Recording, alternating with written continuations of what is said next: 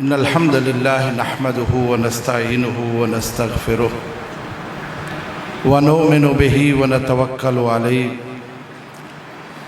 ونعوذ بالله من شرور أنفسنا ومن سيئات أعمالنا من يهده الله فلا مضل له ومن يضلله فلا هادي له وأشهد أن لا إله إلا الله وحده لا شريك له وأشهد أن محمدًا عبده ورسوله اللهم صل وسلم وبارك وعنم على حبيبنا ونبينا محمد وعلى آله وصحبه أجمعين أما بعد رب اشرح لي صدري ويسر لي أمري واحلل عقدة من لساني يفقهوا قولي أعوذ بالله من الشيطان الرجيم بسم الله الرحمن الرحيم يؤتي الحكمة من يشاء ومن يؤت الحكمة فقد أوتي خيرا كثيرا وما يذكر إلا أولو الألباب وقال النبي صلى الله عليه وسلم من يريد الله به خيرا يفقهه في الدين عزت مآب جناب فضیلت الشیخ مولانا عبدالمالک مجاہد صاحب،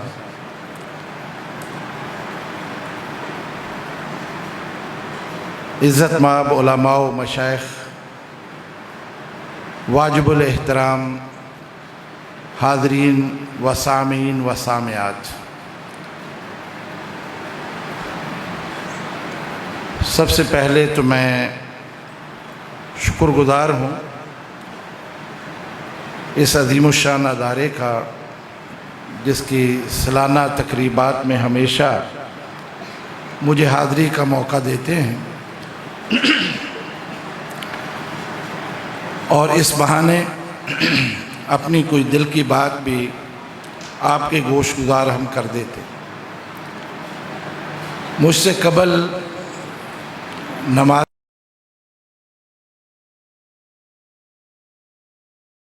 کے امام جناب علامہ عبداللہ ناصر رحمانی صاحب کا بڑا جلالی خطاب سنا ہے.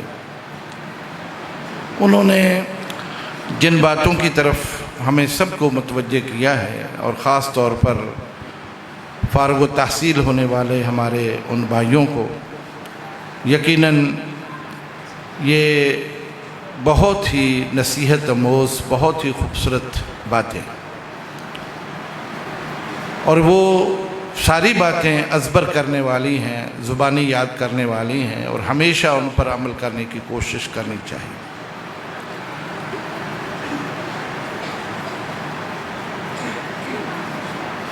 حضرات، یہ بات ذہن میں رکھیں کہ اس وقت ہم جن حالات سے گزر رہے ہیں، بے شمار ایسے چیلنجز ہیں، بے شمار ایسے تحدیات ہیں جن کا ہم سب کو سامنا ہے، اور خصوصاً پاکستان جیسے اس ماحول میں کہ جہاں کوئی بھی چیز مستحکم نہیں ہے، کسی بھی چیز پر اعتماد نہیں کیا جا سکتا ہے. آپ سیاست کو دیکھ لیں تو اس میں آپ کو افراتفری نظر آتی ہے،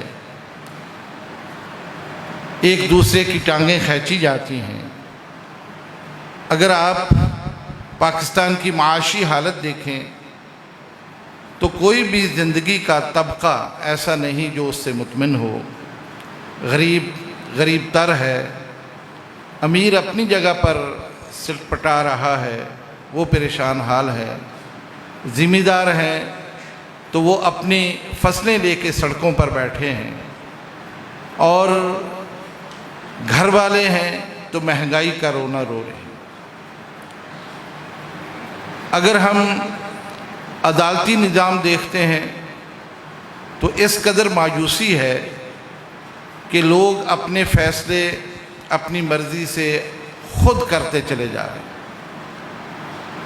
اور اسی پر بس نہیں بلکہ کتنے ہی لوگ خودکشیاں کرنے پر مجبور ہیں. اگر ہم تعلیمی نظام دیکھیں تو وہ سرے سے ہی غائب ہے۔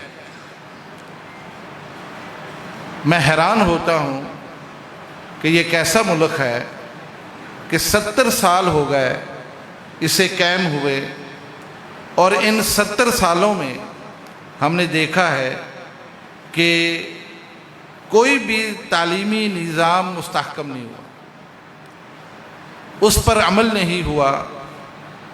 کبھی وہ نظام تبدیل کر دیا جاتا ہے اور کبھی وہ نصاب بدل دیا جاتا ہے۔ آئے روز ایک نئی کہانی ہمارے سامنے آتی ہے۔ وہ لوگ جو باخبر ہیں اور اپنی نظریں ان چیزوں کے اوپر رکھتے ہیں، انہیں معلوم ہے کہ اس وقت سب سے زیادہ قابل رحم اگر کوئی نظام ہے وہ تو پاکستان کا تعلیمی نظام۔ وہ حضرات جنہوں نے آج سے کوئی 50 سال پہلے میٹرک ایف اے کے امتحان دیے، ان کا نصاب دیکھیے، ان کا نظام دیکھیے، اور آج کا نصاب اور آج کا نظام دیکھیں، آپ کو بہت زیادہ اس میں فرق نظر آئے۔ وہ نصاب پڑھنے کے بعد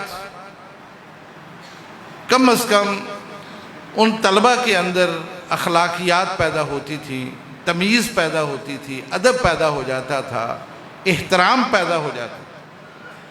لیکن موجودہ نصاب ایسا ہے کہ وہ پڑھنے کے بعد ان میں کسی قسم کی کوئی تبدیلی نہیں آتی،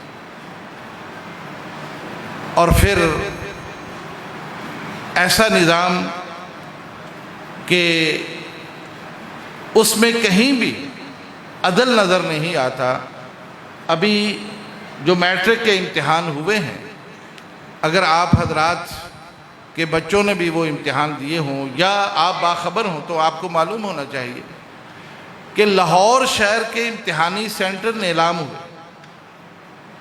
ان کی قیمتیں لگی اور بچوں نے باقاعدہ اس کی فیسیں دی ہیں کہ میرا امتحانی سینٹر فلاں ہونا چاہیے، اس لیے کہ وہاں وہ تمام تسہیلات، وہ تمام سہولتیں میسر تھی کہ کتابیں کھول کر یا کوئی بھی اور ذریعہ اختیار کر کے آپ امتحان دیں۔ کیسا تماشا ہے، وہ کیسے لوگ تیار ہو رہے ہیں جو ہماری قیادت بھی کریں گے، سیادت بھی کریں گے، ہمارے افسران بالا بھی بنیں گے، اور انہوں نے یہ رستہ اختیار کر کے وہ آگے آنے کی کوشش کر رہے ہیں، اور آگے آ گئے اس لیے کہ کسی نے آگے بڑھ کر ان کا راستہ نہیں روکا۔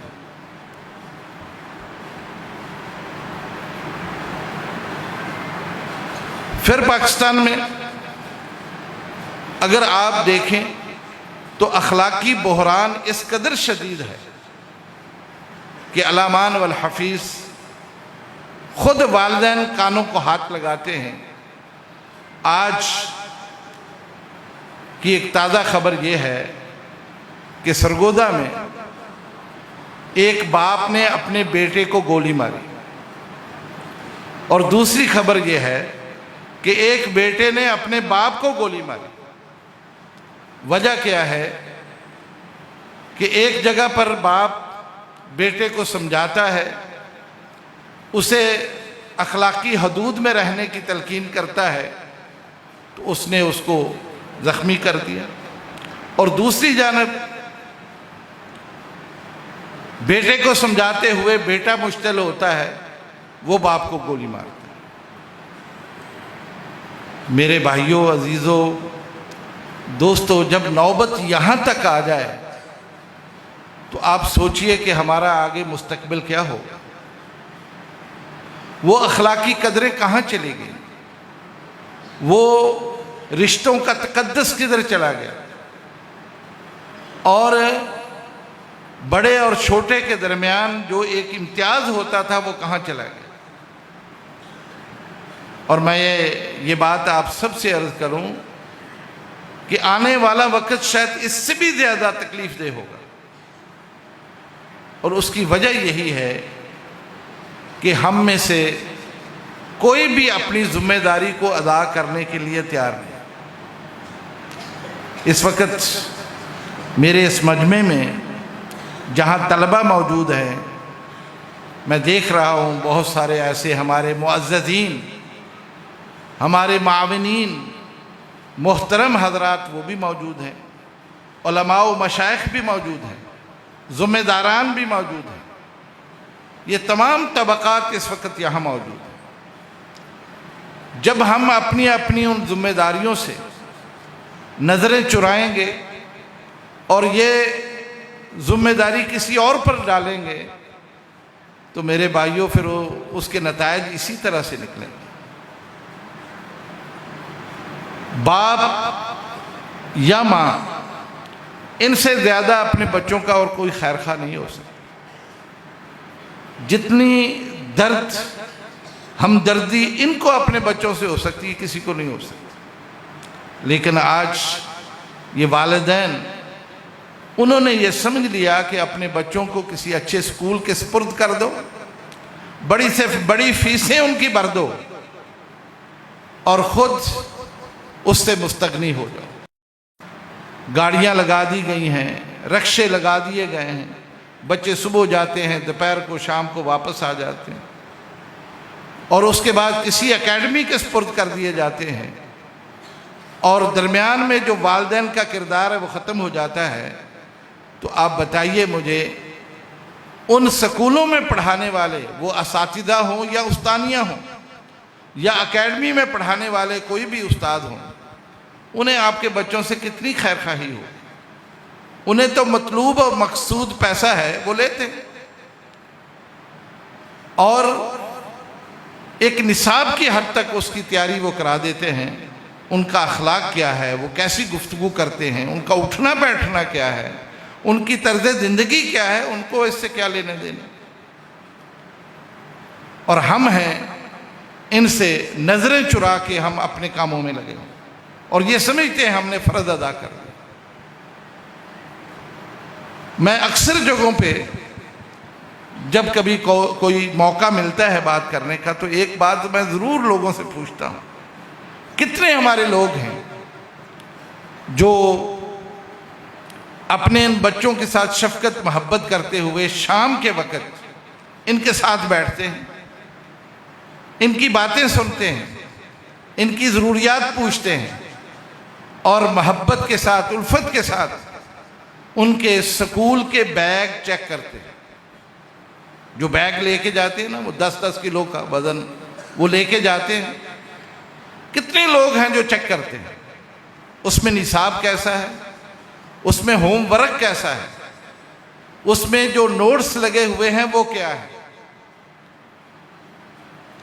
یہ مجمع تو بہت معزز مجمع ہے، اس میں بڑے پڑھے لکھے لوگ نظر آتے ہیں، لیکن اگر آپ تجربہ کرنا چاہیں تو کہیں بھی جا کے یہ سوال کر کے لوگوں سے ہاتھ کھڑے کرا لیں، آپ کو پورے مجمع میں 2-4 آدمی ملیں گے، 2-4 سے زیادہ آپ کو لوگ نہیں ملیں گے جو اپنے بچوں کے بیگ چیک کرتے ہیں، بستے چیک کرتے ہیں۔ اس قدر لاپرواہی جب ہم اپنے بچوں سے کرتے ہیں تو کیا توقع اور امید رکھتے ہیں۔ آج ہی آنے سے پہلے مجھے کسی دوست نے واٹس ایپ کے ذریعے سے ایک میسج بھیجا، اور اس میسج میں اس نے اچانک اپنے کسی بچے کی اسلامیات چیک کی ہے۔ کوئی نصاب ہے، غالباً پرائمری کا نصاب ہے یا مڈل کا نصاب ہے، اس کو اس نے اسلامیات کی کتاب چیک کی ہے۔ تو وہ شکوہ یہ کر رہا تھا کہ دیکھیے اس میں جو اخلاقی باتیں لکھی ہیں، اس میں جو حوالے دیے گئے ہیں وہ سارے کے سارے شیعہ کی کتب سے۔ حضرات، مجھے شاید اتنا شکوہ نہیں ہے، اس لیے کہ پاکستان میں بسنے والے جو مختلف مذاہب کے لوگ ہیں اس میں شیعہ بھی ہیں۔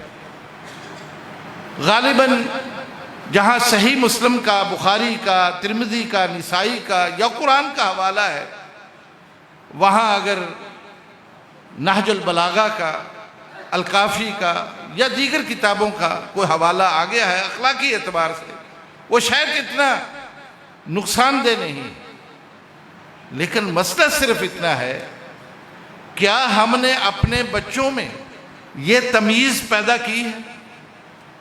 کیا کبھی ہم نے ان کو پاس بٹھا کے اس بات کی تلقین کی ہے، ان کو سمجھایا ہے، ان کو یہ فرق بتایا ہے؟ ہرگز نہیں۔ جب ہمیں خود معلوم نہیں ہے تو ہم کسی سے کیا توقع رکھیں؟ حالت یہ ہے کہ اس وقت پاکستان میں جو طبقاتی نظام تعلیم ہے، اس پر تو بات کرتے ہوئے ہی حیرانگی ہوتی۔ آپ کسی بھی بڑے شہر میں چلے جائیں، بڑے سے بڑے سکول ملیں گے، بڑی سے بڑی فیسیں ملیں گی، اور ان کا نظام تعلیم، نصاب تعلیم بیرونی ممالک سے وارد ہوا ہے وہ مل جائے گا۔ اور پاکستان میں کوئی ایک نسل نہیں، کئی قسم کی نسلیں تیار ہو رہی، کئی قسم کی، اور اسی کا نتیجہ ہے کہ یہ قوم مختلف طبقوں میں بٹی ہوئی۔ کوئی مجھ سے نفرت کرتا ہے، کسی سے میں نفرت کرتا ہوں، کوئی ہمیں حقیر سمجھتا ہے، کسی کو میں حقیر سمجھتا ہوں۔ نتیجہ یہ ہے کہ یہ قوم نہیں بن سکی، یہ قوم نہیں بن سکی۔ ہم اتنے خانوں میں تقسیم ہو چکے ہیں، خدا نہ خواستہ کوئی بھی دشمن آج ہمارے درمیان فائدہ اٹھانا چاہے تو ہمیں ایک دوسرے کے خلاف ایسا کر دے کہ میرا ہی ہاتھ دوسرے کے گریبان میں۔ قومیں ایسے تباہ نہیں ہوتی ہیں کہ ان کو کوئی اسلحہ مارے، کوئی بم مار دے، کوئی ان کو گولی مار دے۔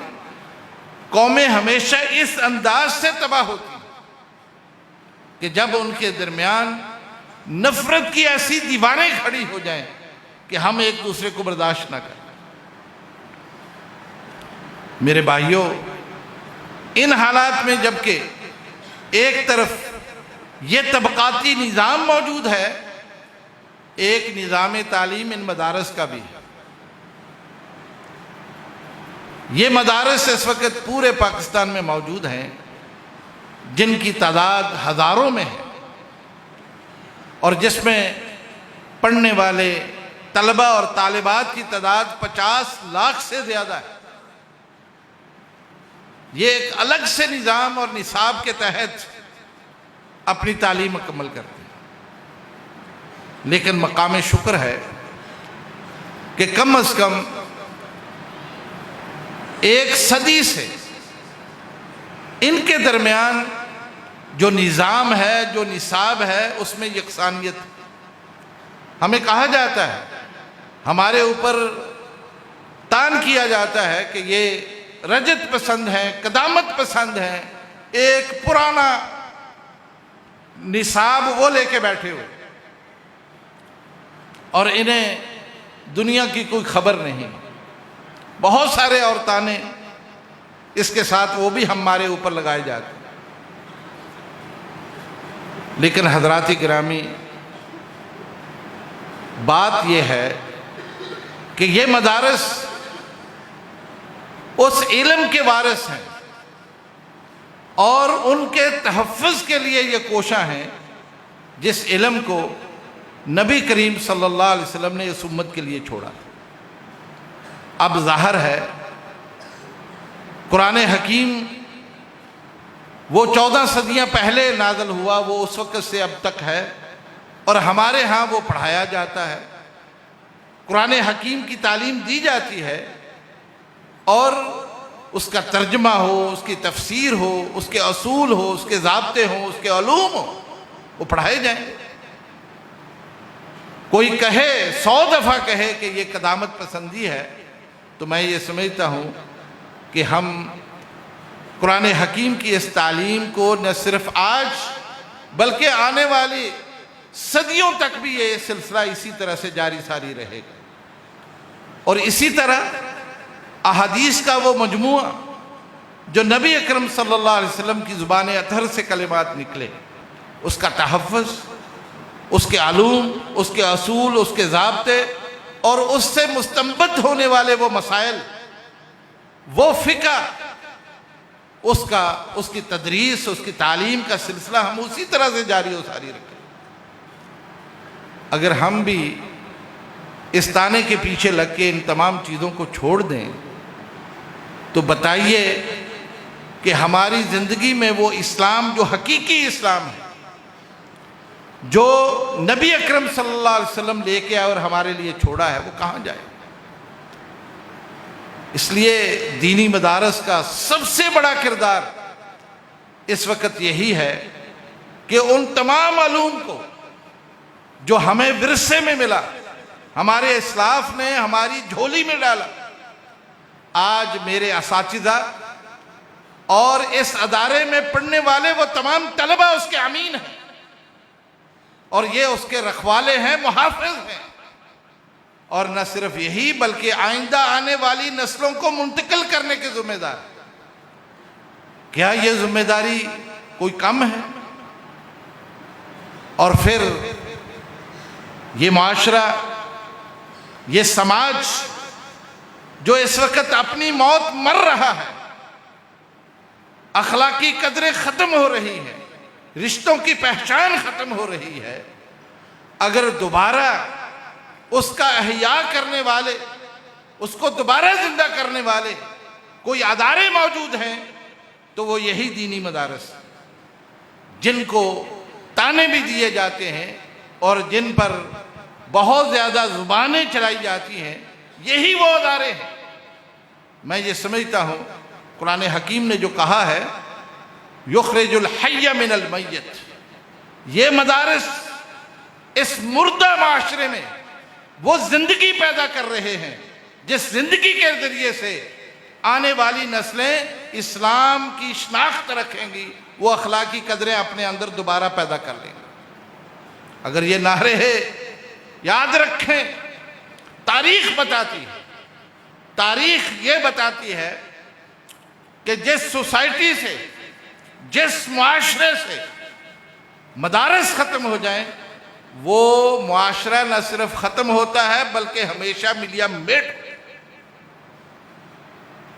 اس زمن میں آپ ذرا ایک لمحے کے لیے پیچھے جائیے، وہ ہمارے مدارس جو کبھی اندلس میں حیات جاویداں کے ضامن تھے اور دنیا کو پڑھانے والے، یورپ کو روشن کرنے والے اور ان کے اندر زندگی کی امنگ پیدا کرنے والے، سب سے پہلے ان مدارس کو تالے لگے۔ اور اس کے بعد کیا ہوا؟ وہی اندلس 800 سالہ ہماری شاندار جاندار تاریخ ختم ہو گئی۔ وہ بغداد جہاں مدارس موجود تھے، علماء، محدثین، فقہاء، ماہرین بیٹھے تھے، سب اپنی اپنی جگہ پر ذمہ داریاں ادا کر رہے تھے، لیکن سب سے پہلے ان مدارس کو تالے لگے۔ اور اس کے بعد وہ بغداد کی تہذیب و ثقافت، وہاں کا رہن سہن، وہاں کی ایجادات، وہاں کی تعلیم کہاں گیا؟ نیست و نابود ہو گیا، کوئی چیز ہمیں نہیں ملتی، مسلمان بکھر گئے اور ہم آج تک بکھرے ہوئے۔ میرے بھائیوں، اگر پاکستان کے اندر یہ مدارس اپنا کردار ادا کرتے ہیں، خدا کی قسم آپ کو ان کا شکر گزار ہونا چاہیے، آپ کو ان کا شکر گزار ہونا چاہیے۔ یہ آپ کی رگوں میں جو اس وقت خون حرکت کرتا ہے، جو روح آپ کے اندر موجود ہے، یہ مرہون منت ہے ان مدارس کی۔ یہ کیسے چلتے ہیں؟ ان کے مسائل کیا ہیں؟ مشکلات کیا ہیں؟ یہ تو کسی مدرسے والے سے پوچھو۔ ایک گھر چلانا مشکل ہے، جہاں 10 افراد ہونا، جس کنبے میں آج ہر بندہ شکوہ کرتا نظر آتا ہے، مہنگائی کے ہاتھوں وہ پٹ گیا، گھر میں خوراک پوری نہیں ہوتی، باقی چیزیں تو اپنی جگہ پر ہیں، لیکن یہ مدارس ان کے منتظمین، ان کے اساتذہ، ان کے معاونین، سینکڑوں طلبہ کو اپنے ہاتھوں کے نیچے رکھ کر بیٹھے ہیں، ان کی کفالت کر رہے ہیں، ان کی تعلیم و تربیت کر رہے ہیں، ان کے اخلاق کو سنوار رہے ہیں۔ یہیں پر بس نہیں، بلکہ ہماری وہ دینی ضرورت جس کے بغیر ہماری زندگی نہیں ہے، اس ضرورت کو یہ پورا کر رہے ہیں۔ اور اس قوم سے کوئی مطالبہ نہیں کر رہے، حکومت سے کوئی مطالبہ نہیں کر رہے، ما سوائے اس کے کہ یہ آپ سے دعاؤں کے طالب ہیں، آپ سے صرف ہمدردی کے طالب ہیں۔ پھر بھی لوگوں کو گلہ ہے اور شکوہ ہے، اور حکومت کو سب سے زیادہ۔ میں حیران ہوں، مجھے تقریباً اس میدان میں 42 سال ہو گئے، 42 سال۔ ان 42 سالوں میں نے جو حکومتیں دیکھی، اس میں جنرل ضیاء الحق صاحب کی حکومت بھی آئی، اس میں پیپلز پارٹی بے نظیر کی حکومت آئی، مسلم لیگ نواز شریف کی حکومت آئی، اس کے بعد پرویز مشرف کا مارشاء اللہ آیا، پھر پیپلز پارٹی کی حکومت آئی، پھر ہم نے دیکھا مسلم لیگ کی حکومت آئی، پھر دیکھا عمران خان صاحب کی حکومت آئی۔ حکومتیں بدلتی گئیں، ان کی ہر معاملے میں ترجیحات بدل گئیں، ان کے اقتصادی پروگرام، ترقیاتی پروگرام بدل گئے، ترجیحات بدلی، لیکن ایجنڈے پر اگر ایک چیز کامن نظر آئی جس پر سارے متحد اور متفق تھے، وہ دینی مدارس، کہ ان کا رستہ روک۔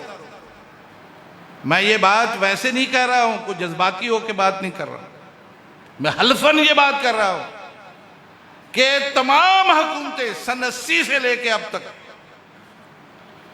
دینی مدارس کے بارے میں ان کا ایجنڈا ایک ہے، ان کا رستہ روک۔ کبھی کوئی ہیلا، کبھی کوئی بہانہ، اور آج کل تو رجسٹریشن پر پابندی لگا کے وہ سمجھتے ہیں کہ شاید یہ اپنی موت مر جائیں۔ صرف ایک ہی بات ہم کہتے رہے کہ خدا کے لیے ہمیں آزادی کے ساتھ کام کرنے دیں، لیکن طرح طرح کی پابندیاں اور طرح طرح کے مسائل ہمارے لیے وہ گڑھے گئے۔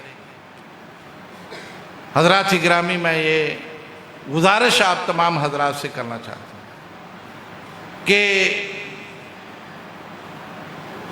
اس وقت پاکستان بھر میں بے شمار مدارس، جن میں طلباء کے بھی ہیں اور طالبات کے بھی ہیں، بلکہ اگر میں یہ کہوں تو بے جا نہیں ہے، کیونکہ شواہد موجود ہے کہ سب سے زیادہ تعداد دینی تعلیم حاصل کرنے والی اس وقت طالبات۔ وفاق کا جو امتحان ہوا ہے نا، حالیہ امتحان، اس میں امتحان دینے والی طالبات طلباء سے زیادہ ہے۔ یہ تو طلباء کو بھی سوچنا چاہیے، اب لڑکوں کو بھی سوچنا چاہیے، مردوں کو بھی سوچنا چاہیے کہ ہم کہاں جا رہے ہیں۔ کہیں ایسا نہ ہو آپ کی مسجدوں میں خطبے بھی وہی آ کے دینے لگے، آپ کو امام بھی وہی رکھنے پڑے۔ وہ خدا کا خوف کرو، اپنے بچوں کو دینی مدارس کی طرف لاؤ، ان کی تعداد بڑھاؤ، ان کے اندر شوق پیدا کرو۔ لوگوں، یہ ایسی صورت پیدا نہیں ہونی چاہیے۔ آپ کو پتہ ہونا چاہیے اس وقت میڈیکل کی جو تعلیم ہے نا، پاکستان میں میڈیکل کی تعلیم 70% لڑکیاں، 30% لڑکے۔ اٹھا کے دیکھو اپنا نظام، اس وقت 70% طالبات وہ ڈاکٹر بن رہی ہیں۔ اور مجھے ایک ڈاکٹر نے کہا ہے جو کہ سرجن ہے، اس نے کہا اگر یہی صورت رہی آئندہ 5-7 سال بعد سارے آپریشن لڑکیاں کریں۔ کیا کریں گے آپ؟ یہ حالت ہے تعلیم کی۔ یہ لڑکے جو ہے نا فرار اختیار کرتے۔ میں یہ جملہ مترجہ ہے میرا، لیکن میں یہ کہنا ضرور چاہتا ہوں کہ ہر میدان میں لڑکے بھاگ گئے ہیں۔ کیا کرتے ہیں؟ سمجھ آ رہی؟ بس ایک ہی کام ہے، موبائل مل گئے ہیں ماشاءاللہ تبارک اللہ، اربا اسی پر لگے ہوئے ہیں۔ وہ خدا کا خوف کرو، اس میدان میں بھی اترو، دینی تعلیم ہو، دنیاوی تعلیم ہو، اس میں بھی آگے آ جاؤ۔ یہ تو میرے سامنے مشاہدہ ہے، وفاق المدارس سلفیہ کی بات میں کر رہا ہوں۔ طالبات زیادہ ہیں، طلبہ کم ہیں، اب میں کہاں سے پکڑ کے لاؤں؟ اس لیے غنیمت سمجھے، اس وقت جو یہاں حضرات موجود ہیں، اگر وہ اداروں کے ساتھ تعاون کرتے ہیں تو یہ تعاون بھی ساتھ کریں، اپنے 5-6 بچوں میں سے کوئی 1-2 بچے دین کے لیے وقف کریں، تاکہ یہ توازن وہ برقرار رہے اور ہماری دینی ضرورت پوری رہے۔ بہرحال میں ذکر یہ کر رہا تھا کہ پاکستان میں اس وقت، اچھا یہاں ایک بات اور بھی میں عرض کروں، کسی دور میں پاکستان میں جو سرکاری یونیورسٹیاں تھیں، ان کا نظام تعلیم اس قدر شاندار تھا کہ باہر سے بچے پڑھنے کے لیے آتے۔ میں فیصل آباد سے تعلق رکھتا ہوں، زرعی یونیورسٹی میں دیکھتا تھا کہ دنیا بھر کے ممالک اپنے بچوں کو زرعی تعلیم کے لیے وہاں بھیجتے تھے۔ ہم جاتے تھے، بہت سارے ہمارے دوست تھے، غیر ملکی طلبہ، افریقہ سے آتے، عرب ممالک سے آتے، اور بھی دیگر ممالک سے آتے، وہ پڑھتے تھے، سری لنکا سے آتے۔ وہاں ایک یونیورسٹی ہے، ٹیکسٹائل یونیورسٹی، اس میں بھی ہم جایا کرتے تھے، وہاں بھی بہت سارے ہمارے دوست تھے جو غیر ممالک سے آتے۔ اب جا کے دیکھو کوئی بھی نہیں، اب نہیں ہے کوئی۔ اس کی وجہ یہ بن گئی کہ وہ نظام تعلیم نہ رہا، اس قدر کمزور ہو گیا کہ وہ کسی اور ممالک کی طرف ان کا رخ ہو گیا۔ پاکستان میں واحد دینی تعلیم ہے اب بھی کہ جس کے حصول کے لیے غیر ممالک کے طلبہ خواہش کرتے ہیں کہ ہم پاکستان میں آ کے پڑھیں۔ یہ واحد تعلیم ہے، دینی تعلیم، جس کے لیے غیر ممالک کے طلبہ کی شدید خواہش ہے کہ ہمیں پاکستان میں دینی تعلیم پڑھنے کی جو ہے وہ موقع ملے۔ ہمارے جامعہ سلفیہ میں کتنے بچے پڑھا کرتے تھے، نیپال کے، سری لنکا کے، ہندوستان کے، بنگلہ دیش کے، مالدیپ کے، بے شمار طلبہ، لیکن حکومت کی بندش 2005 کے بعد بند کر دیا گیا، اور اس کے بعد سے وہ سارے بیچارے محروم ہو گئے۔ آج بھی وہ خواہش مند۔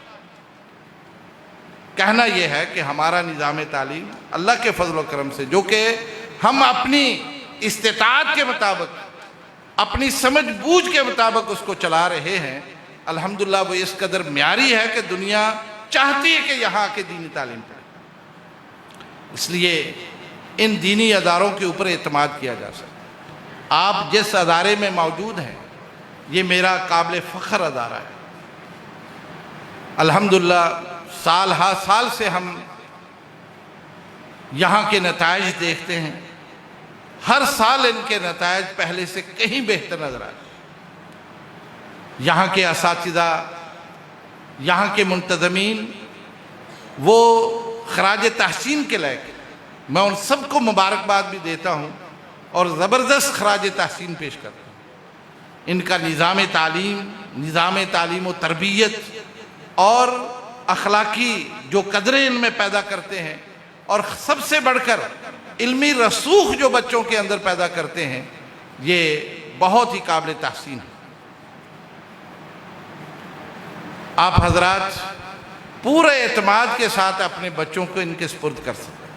اگرچہ ان کا داخلہ محدود ہوتا ہے، لیکن جو بچے یہاں آتے ہیں الحمدللہ وہ اپنے اندر وہ استعداد پیدا کر لیتے ہیں کہ وہ آگے بڑھ کر ہماری دینی قیادت کر سکیں، دین کے قائد بن سکیں، امامت کے فرائض سر انجام دے سکیں، دین کی دعوت کا کام، افتاء کا کام وہ کرنے کی صلاحیت رکھتے ہیں۔ اللہ تعالیٰ اس ادارے کو مزید ترقی دے۔ اس کے رئیس ہمارے بھائی مولانا عبد المالک صاحب ہیں، ان کی سرپرستی میں یہ چلتا ہے، اور اس کے مدیر ہمارے عزیز القدر حافظ عبدالعظیم صاحب ہیں۔ بڑی توجہ اور بڑی ہی ان کی بے چینی ہم ہمیشہ دیکھتے ہیں، اور مدیر و تعلیم ہمارے عزیز القدر شیخ ندیم صاحب ہیں، ان کو بھی ہم دیکھتے ہیں، ایک بے چین روح جیسے ہوتی ہے، ہر وقت وہ اسی تگ و دو میں لگے ہیں۔ اللہ تعالیٰ ان تمام حضرات کی عمروں میں برکت کرے اور مزید توفیق سے نوازے۔ یہ ادارے یقیناً پاکستان کا قابل فخر چہرہ ہیں اور پوری دنیا میں الحمدللہ یہاں کے متخرج جاتے ہیں، دینی خدمت سر انجام دیتے ہیں، پاکستان میں بھی، پاکستان کے باہر بھی۔ اللہ رب العزت ان تمام کی کاوشوں کو قبول فرمائے۔ میں نے جو گزارشات کی ہیں اس پر آپ ٹھنڈے دل سے غور کریں اور ان اداروں کے ساتھ کھڑے ہو جائیں۔ دامیں درمیں سخنیں جو بھی آپ سے بن پڑتا ہے اپنے بچوں کو ان کے سپرد کریں۔ اگر آپ یہ نہیں کر سکتے تو کسی ایک بچے کی کفالت لے لیں، ایک بچے کی کفالت، اس کی تعلیم کا خرچہ اٹھا لیں، اس کو پڑھائیں، اس کی نگہداشت کریں، اس کا نتیجہ دیکھیں۔ میرے بھائیوں، اسی طرح سے چراغ سے چراغ جلے گا اور یہ سلسلہ آئندہ کے لیے چلتا رہے گا، اور یہ امانت جو ہمارے گردن میں ہے ہم آئندہ آنے والی نسلوں تک پہنچا سکیں گے۔ اللہ تعالیٰ مجھے بھی، آپ کو بھی، سب کو عمل کی توفیق دے۔ اقول قولی ھذا استغفر اللہ لی ولکم۔